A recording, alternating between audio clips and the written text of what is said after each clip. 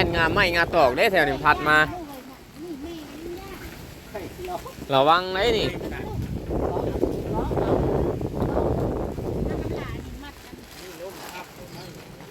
ฮะย่านมันฮักนี่เนาะมันสิโยดลงใส่นี่แต่ละปีได้เข้าเมืองนะบ่บ่ลูกเอ้ยเข้าปีนี้มาเขาแม่ปุ๊ก เถียงเราหาสิปุ๊กปีนี้เถียงกันน่ะมันดอกละโดยเพื่อนใช่แต่พ่อแต่แม่นี่พ่อแต่แม่ละบาดนี่เจ้าเป็นนั่งมากนี่ยังอยากสืบความอยู่ใส่ประโยชน์ต่อก็คือไว้เพื่องเนาะข้าวใส่บ่ได้เพิ่นแหละจังงั้นมั่งไหมโดยปดก่อนบ่ลิ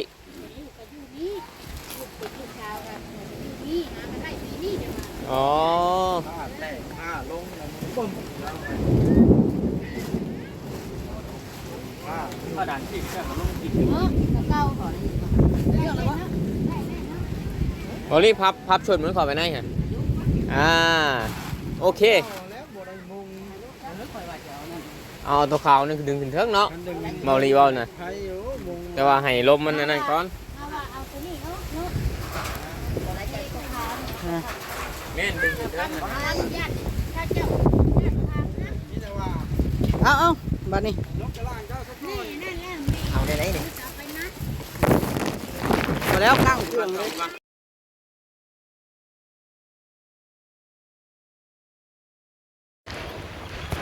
สบายดีพี่น้องสบายดีบ่จอยสบายดี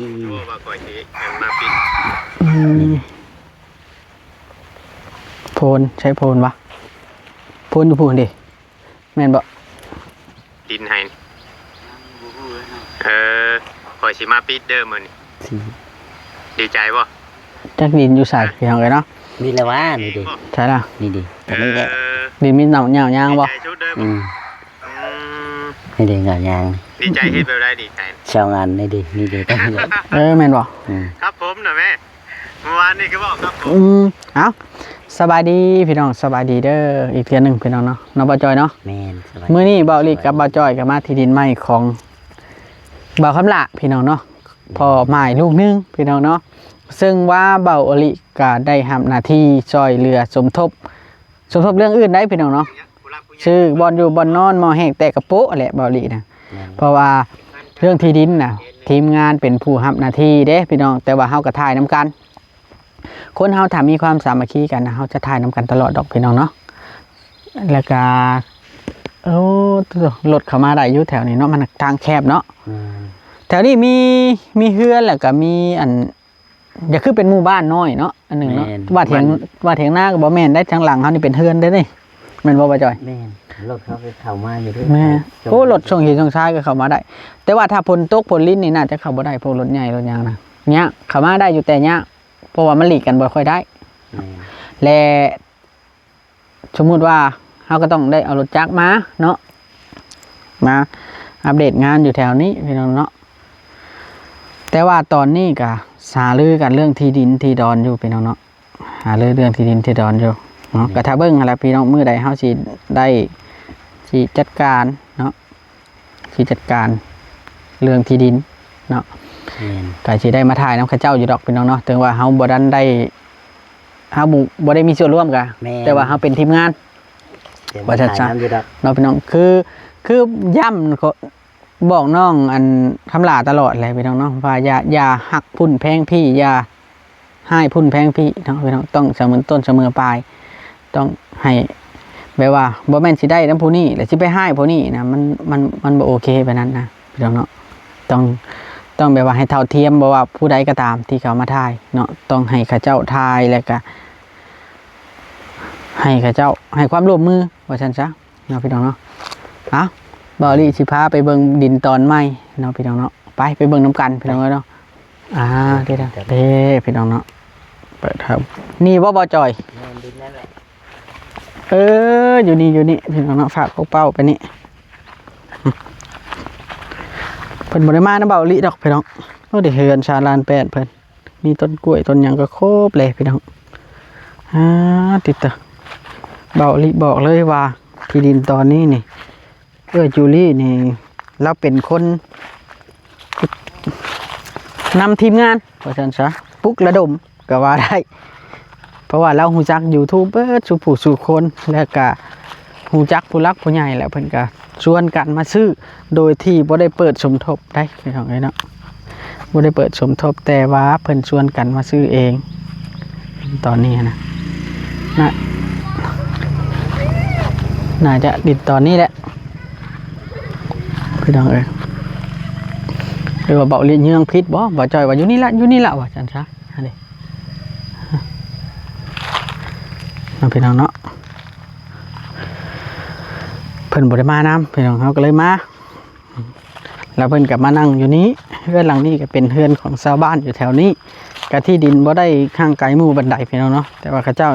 เรือนยังบ่แล้วเขาเจ้ายังบ่อยู่ฮะรถเขาเจ้าก็เข้ามาอยู่ได้พี่น้องนั้นรถแห่ทรายก็เข้ามาเดี๋ยวมีดอกไม้แดงน้ำจักดอกไม้ยังโอ้บรรยากาศดีได้พี่น้องเอ้ยเนาะจะคือหมู่บ้านบรรยากาศดีอยู่ฝนตกแล้วพี่น้องมาต่ออยู่เพื่อนกระตูบเลยพี่น้องเบาลิซื้อนั่นมาแล้วก็สิให้แล้วกลางเนาะเอ้าสบายดีพ่อน้องเพชรสบายดีเด้อบอกคำเด้อขึ้นยุ่นไหมบ่ขึ้นบ่คิดแล้วดังขึ้นข้างมาเลยเบาแพทย์น้อยถามให้เด้อบ่แพทย์ถามเรื่องว่าแล้ว1เข้าเป่าไผ่หินเองได้บ่หรือว่าใดๆแล้วเฮาจะไปถามพวกนั้นเพราะว่าเฮามีงบมาซื้อหม้อซื้อหยังเดี๋ยวนี้เป็นไงมั้ยสมมติว่าให้เจ้านี่เนาะสมมติว่า1ข้าว1น้ำกินเองนี่สิได้บ่ได้เนาะโดยมาแล้วอย่าให้มั้ยเมื่ออยู่ในไอ้ทูบ่สมมติว่าไปอยู่ดินดอนตอนหญ้าของเราเองผู้กระสุกกระสอบอยู่แล้วก็นี่หม้อ1หม้อแกงหม้อเล็กหม้อน้อย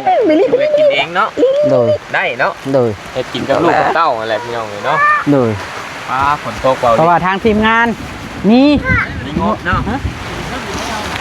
นี่ประมาณฝนตกอะไรเดี๋ยวขออนุญาตก่อนพี่น้องคันฝนตกแห้งแล้วมีแต่ว่าดึงผ้านี่ปกเลยได้ผ้าใบนี่แหละผ้าใบปก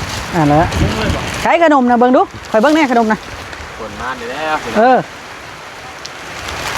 เบิ่งขนมก่อนเอาไว้บัดนี้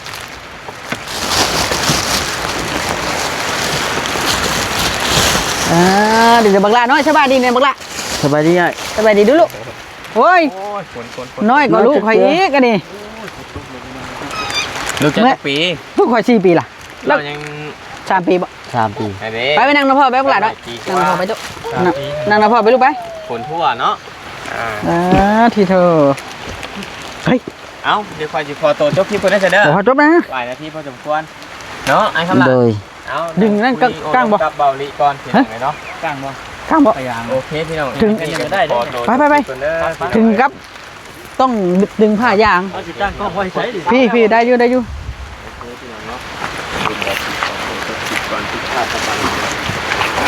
ต้องดึงกั๊กถึงกับก้างผ้ายางด้วนเนาะพ่อเพชรผ้ายางนะหรือมันสิเช้าแล้วหลักจะตรวจเจ้าหรอเจ้าวันนี้ไหมเช้าขออนุญาตแต่ผ้าหลังผ้าเดือมนี่แหละยืนไหมไปขึ้นเลยได้บอกกั้งเลยนะเครื่องคือว่าเอาขึ้นมาป่ะว่ามันค่อยๆมัดไว้นี่มาเอาจังหน่อยก่อนไปนั่งน้ำใจจังหน่อยก่อนถ่ายรูปแล้วนะเอาหม้อเนาะหม้อแล้วหม้อ1บ่หม้อเอาบ่หม้อ1เอาแล้วกาหม้อแกงเนาะโดยเอาโอเคพี่น้องเลยฝนมาเนี่ยหม้อ1หม้อแกงเลยก่อนสบายดิหม้อ1หม้อแกงแล้วก็หม้อพอแล้วเนาะเครื่องคั่วแล้วเบาดิโคกพร้อมบ่โคกฉากหม้อ1หม้อแกงฉากตัดเอาก้นหม้อเลยติเขาเห็ดเอาก็ได้ฉากเนาะแต่ว่าถ้วยบ่วงแล้วเนาะเฮ็ดเป็นว่าได้ฉากนี่เขาเห็ดเองก็ได้เอาไม้คมๆเห็ดนี่ก็ได้นะบอกง่ายเขียง รื่องครัวเครื่องหยังโมหนึ่งหยัง ถือว่าข่อยมาแจ้งข่าวดีเจ้าข่อยสิชื่อมาให้เด้อเบัดมือ โดย มือข่อยชื่อมาพุ่นละเนาะ แม่นมือเข้ามาอีกนะ นั่น ก็พอดีแล้วเจ้าไปเฮ็ดตู้เป็นหยังได้ดินได้ดอนแล้วครับมีเครื่องครัวอยู่เลยที่เข้าน้ำแม่น โดย บนเก็บบนเอาไว้อีกแม่นมีบนเก็บบนไว้ก็คือข่อยว่ามันแหละถ้ามีเวลาก็ไปตัดผมตัดหยังให้ดูดีและสะอาดขึ้นเด้อหลายคนเข้ามานะเนาะพี่น้อง ชายชมพูก่อนคน แม่นเพราะว่าผมเราก็ยาวนะเลยอยากแนะนำให้ทางงานทำลายเรา แล้วจะอ่านบ่ แม่นเพราะว่าหลายๆ คนเวียก หลาย หลายๆ คนแล้วก็ผู้รักผู้ใหญ่เพิ่นเบิ่งเนาะเอฟซีหลายๆคนทั่วโลกให้อันนั้นขึ้นเท่ากับพัฒนาตัวเองขึ้นพี่น้องเลยเนาะ เมียนเครื่องอะไรทั้งนั้น เมียนเครื่องละลาน้อยก็ได้ ใส่ตนเนาะ โอ้ยเนาะ โอ้ตกได้ลูก ติดก็พออยู่ก็พอเฮ้ยตกทางนั้นได้ ได้ว่าสิตัดของไหนเนาะ ไม่ตัดบ่มี บ่เห็นครับ ตัดผมให้ลูกบ่ นี่อันยางติดผมแล้วนะบ่ โอ้ เห็น ยคุณเนาะอย่างยังซาผมก็ออกไปจักหมอกบ่ หมอกมันเหนียวครับ เหนียวเนาะเป็นตังนะได้ มันตกกา ตังที่จีจัน มันตกกามันตก ตังนะโมเมนเงินได้พี่น้องเลย คนละตังบ่ แมน โอ้ยมืออื่น กา โอ้ยบ่มีตะปูเนาะตะปูมาแล้วครับนิ่งออกมาเลยมุงออกมาเลย ให้เป็นเสียออกมาสิ เนาะ เนาะได้อยู่เลย โบบ่เข้ากะบ่มีตะปูกะเอาไม้กาดไปก่อนชั่วคราวก็ได้เบาลิเพราะว่าแม่น ในมัดเอาก็ได้ แม่นเข้าไปนี่ ฐาน เข้า ผ้า ไป ได้ไปยุ่ง มาตะปูเกี่ยวมา ดินแล้ว เนี่ย แม่นถ้าไปอยู่ดินแล้วอะไรจังเฮ็ดหาไม้ไปเฮ็ดเอานะ นี่นี่ครับตอกใส่ตัวนี้ ปลูกถูกปลูกทานอยู่ แม่นเลย เฮาจ่ายจบคลิปบ่เนาะ แม่น จังลุยเนาะ แม่นแล้วจังอันนี้แค่ฝนตกมาตอนคืนนี่ฝนผ้านี่จะอยู่บ่ได้ดอกใช่ว่ามันสิสมมุติว่ามันมีลมอ่ะนะมันสิสาดเข้ามา เปียก เปียกได้เขาต้องขังไว้ในเมืองมีเขาบอกเอาใบนี่ ชื่อสองอันละ พี่น้องเนาะ ผัก หึ น้าผัก ฮะมามืออยู่ข่อยมาออกมา ไปไหม เมื่อบอกข่อยก็มีลูกอยู่ซ้ำใหญ่กว่าเจ้านี่ล่ะไปเมื่อเป็นหมูลูกข่อยเมื่อบอก บ่ เอากระโดดมาไปละ นี่ได้ลูกแล้วกัน เอามาแม่น้องมา น้องมึงอยู่ไส เอามา เป็นการหาทีแม่ดื้อแม่บอกแม่กะ ปั่นน้องกินเด้อน้องอยู่เทียงหลังนั่นเด้อเจ้าปั่นเรากินเด้อน้องน้อยๆน่ะเนาะ แม่ปันกันเด้อ อันนี้ก็บ่แม่นว่านั่นดอกเขาต้องสอนให้ฮู้จักหักแพงเด็กน้อยนํกันเนาะ หักแพงกันพี่น้องกันอยู่ใกล้กันแล้วแม่นพี่น้องกันลดละยามเฮาบ่มีเพิ่นช่วยเฮายามเฮามีเฮาปั่นเพิ่นกิน เท่าบัดเพิ่นแล้วเนาะ คือเอาตั้งนั่งอยู่ มานั่งน้ำลุงไว้ เป็นหลาน ชำลูกหานั่งน้ำโดยบ่ยาแด้ ไม่ทำมันน้องทุกทีได้น่ะ ทำกันเนาะ อ่า เป็นบ้าแล้วนี่เนาะ เราจะได้กินนมแล้วตกกระดูกมาแล้วพี่น้องเนาะ อ้าวเพิ่นกินบ่สามกล่องเบิ่งลุงช่อให้จ่อเองเป็นบ่อันนี้จ่อเป็นบ่ เพิ่นกินเลย3กล่อง เพิ่นกินได้บ่บ่เฟดเด้ กินแล้ว จ่อเองก็เป็นดิลูกข่อยละ4 ปียังบ่ได้จ่อเป็น แม่นบ่ ยังให้ทอกให้เต้าดูดอยู่นี่ละการเฮียนหูชีวิตต่างกันเนาะเฮาอาจสิเฮ็ดให้ลูกทุกอย่างน่ะลูกบ่เป็น แม่นต้องปล่อยให้เขาเฮ็ดเอาจินตนาการไปเฮ็ดผูกไป แทงเป็นอยุแทงแล้วมันบีบลิ้นแช่บ่ลูก อีหยังก็ซอยอีหยังก็เฮ็ดให้เขาสิบ่ฮู้หยังได้ แช่บ่ลูก น้ำเป็นไป แช่บ่แช่บ่โดยอะไรโดยไปอ้าว สำลักก็ค่อยคิด ใหญ่เป็นหมูเป็นมาได้นี่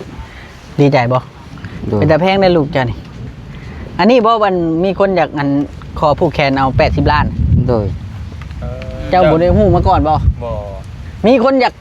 ขอผูกแขนเอาหรือว่าอยากซื้อก็ว่าได้ 80ล้าน 80 ล้าน แต่เจ้าบ่ให้ เป็นได้ก็บ่ให้อ้าย น้อย ตั้งแต่เพิ่นนั้นจักเดือน แต่ถ้า2ปี โอ้ 2 ปีได้เนาะ แต่เพิ่นได้2ปี ผักของเฮา เจ้าจะกินบ่ลูก นั่งน้ำพ่อนี่แหละนั่งน้ำพ่อนี่แหละมา เนาะ มา ความหักของพ่อ ก็แน่บ่ปืนหำดอก พันหมด ค ช้าว ามผูกพันกับแม่นความหักกับแม่นแบบ โอ้ยบ่ยอมมันได้อย่างนะพี่น้องเอ้ยจังใดก็สิพอ สู่กับลูก สู้กับลูก สู่เพิ่นกับลูก ลองดูจักตั้งก่อนพี่น้องเนาะ แม่นแล้ว แทนที่ที่เล่ากับบ่ได้มีไผได้พี่น้องเอ้ยตัวคนเดียวหั่นนะ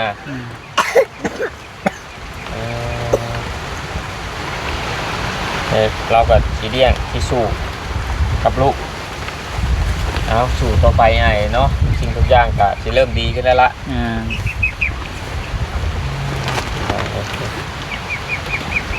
อึ้งเลยบ่ลิ เลยเบาลีจัดให้เราเลยเด้อเสื้อผ้าเราจะชุดจะไกล จะมีจักชุดเดี๋ยวนี้ เขามีเสื้อผ้า2ชุดนึงเราอะลูกก็2ชุด เออ เราเห็นเราใส่นี่ เดี๋ยวบัตรบ่ลิได้มาบัดนี้บ่ลิจัดแท้ จัดเสื้อผ้า เกิบน้องน้อยพร้อมได้ แม่น นี่ พร้อม เอาบ่เกิบบักละเอาบ่เกิบเจ้าอยากได้บ่โดยดิ ซื้อเกือบซื้อหยังให้น้อง โดยดิ ไปนั่นเนาะพี่น้องเอ้ย บ่ทันจักคลิปเนาะ ยังหน่อยยังบ่ทันได้จับ ใหญ่เป็นบ้าวใหญ่สูงเด้อบักละเด้อเจ็บขอโทษนะว่าบ่ได้เอาวิตัสมานำเอานะบ่าวสิดีมเอาให้นี่มันเจ็บอยากเข้าโรงเรียนบ่บัดใหญ่เข้าบ่โรงเรียน โรงเรียนอยู่ใกล้จะได้ทางเข้ามานี่เนาะจะต้องเข้าโรงเรียนได้ไงมา เท่าแม็กกี้ แม็กกี้ช็อตได้น่ะ เออจังหน่อยต้องหาเปลี่ยนชื่อให้ได้กันมีดินดอนตอนหญ้าบัดนี้ ต้องเปลี่ยนชื่อเนาะ อุ้ยใส่ข้อคำ บอกก็ไม่เลขเขา สุดเลย ฮะ บอกเลขนะบ้าวไหมบอกเลขลุงไว้ ถ้าบอกเองก็จักได้เขาบอก แล้วเคยบอก โดยเคยเคย เคยอยู่มีคนถือ โดย เอาเลย ถ้าเราบอกเองพูดเขาบอก เห็นว่าเขาถาม เขามาถามเลยบ่ได้ บ่ได้เนาะ เราสิบอกรถ โดย เลขหยังเราบอกกับเขา แต่เราอยากบอก ว่าแตะก้อนนะบอกแล้วมันออกเลขหยัง ตอนเขาซื้อคนอยู่บ้านอาซื้ออยู่บ้านน่ะเล็กกุ้ง เลขกุ้ง โดย แล้วว่ากุ้งนี่วะ โดย อ๋อ เราอยากกุ้งมาจ้า เขาซื้อร้ายก็ถือร้ายอันนี้ซื้อบ่ร้ายปานใด ถือเคย โดย เอาแล้วไม่ต้องไปต้มแห้งกันละบัด ผล ไปไอ้ลูกมากั้งนี่ไป เป็นยังไงคือ กั้งนี่ปะ บางแล้วผลไหม พี่น้องพอรู้แค่ของบ้าน อิ่มแล้วป่ะนี่อิ่มแล้วเก็บไว้ล่ะ เจ้าก็กินนมได้ คง เลยนะ เป็นความคิดนี้ถึงไป แล้วก็กินนมได้ยังไงล่ะ ใช้แพทย์หนึ่งได้เอาไว้แล้ว ใช้แล้วขาดเลย โอเค ครับพี่น้องเลยเนาะเดี๋ยวสิกลางอันนี้ให้เราเนาะช่วยกัน โหพุ่นกระเจ้าไปอัพคลิป ว้า นี่ ย บาบอส ตัวไหนน่ะคุณตัวไหนคุณตัวไหนน่ะ พวกคุณสิ ดี เบาลีขึ้นยนต์แต่เฮิงแล้ว ยังพอแพ้ได้ เบาจ้อยไปตั้งในเพียง แล้วคุณ เขาหอบเอาชื่อก็ได้บ่จาน หอมเอาก็ได้ หอมมาจากผมเนาะ ครับเอา เชฟบ่ทำเชฟบ่โอ้เชฟเอาแล้ว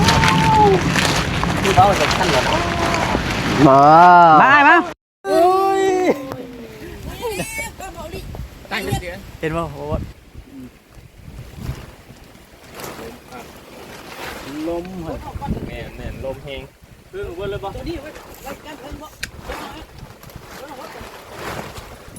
ช้อนกันเลยเป็นไงบ่เลยอ๋อคุณพ่อเนาะ เย็ดเชือกสี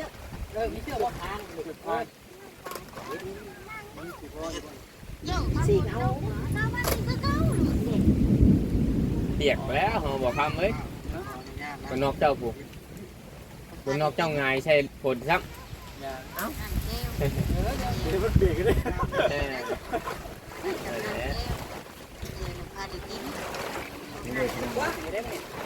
ว่างแล้วเป็นสิ บ่บ่เดียวบ่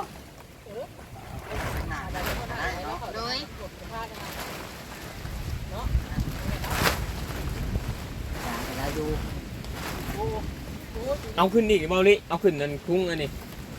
เอาขึ้นเท่านี้นะ ต้องมัดก็ได้ ดูเลยสำหรับพวก เอาเลย นี่ครับโอเคดึงไปยกดึงไปยกก่อนนั่นน่ะ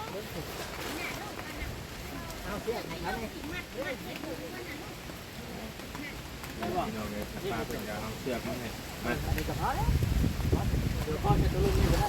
โอ้ย เสื้อกันมัดมันนี่ลูก โอ้โดย มันเป็นบ้า แล้วเราบินไปเนื้อคุณอ่ะ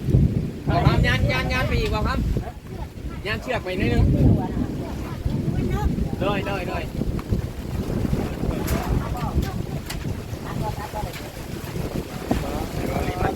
ลงมาแล้วพายุมาแล้ว แห้งแท้เลย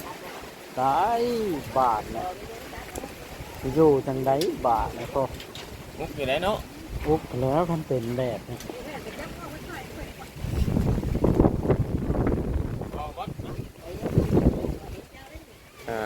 กล้องเบาลิอ้าวสู้ๆเบาลิ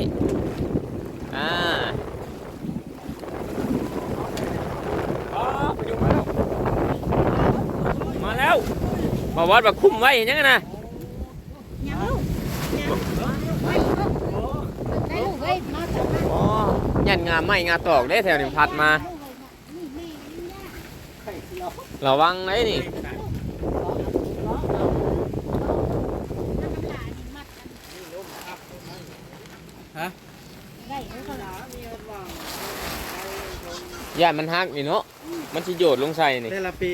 เขาได้เอาเข้าเมืองนะเพราะ บ่ลูกเอ้ย เข้าปีนี้ มาเขาแม่พูดกัน เถียงเราหาสิฟุกปีนี้เถียงกันน่ะ มันดอกละ โดย เอาเพื่อนใช่ แต่พ่อแต่แม่นี่ อืม พ่อแต่แม่ละบาดนี่เจ้าเป็นนั่งมากยังอยากสื่อความเพิ่มยุ่ง ใส่ประโยชน์ต่อก็คือไว้เพื่องเนาะ โดย ข้าวใส่บ่ได้พุ่นแหละจังงันมั่งไหม ย่าอัน โดย มีพ่อแม่อยู่ โดย อยู่นี่พ่อแม่ พดก่อนเบาลิ ลูกก็อยู่นี่ลูกเป็นลูกชาวกันอยู่นี่หากันได้ปีนี้จะมา อ๋อ ผ้าแตกผ้าลงแล้วมันปึ้มแล้วผ้าดันที่แค่มาลงที่ เนาะกับเก่าขอได้ยินมาเรื่องอะไรวะได้แน่เนาะ เบาลิพับชนมันขอไปไหนฮะโอเค แล้วบ่ได้มุง เอาตัวขาวนี่ดึงขึ้นเทิงเนาะ มันดึง เบาลิเว้าน่ะ ไทยอยู่มุง แต่ว่าให้ลมมันอันนั่นก่อน เอาว่าเอาตัวนี้เนาะเนาะอะไรใจตัวขาวเนี่ย แม่นดึงขึ้นเทิง ขออนุญาตถ้าเจ้าญาติทางนะ นี่แต่ว่า เอาบัดนี้ ลบกระล่างเจ้าสักหน่ นี่ อย นั่นแล้ว เอาได้ไหนนี่ จะไปนัด พอแล้วข้างเครื่องเลยมาเอาไม้ถูกมั้ยในคอโอเค ข่อยได้เสียวเถียงกับมัน ขออนุญาตนะนี่นะก็แล้วเลย โอเคพี่น้องเด้อเบาดีสิขอตัวก่อนพี่น้องเนาะ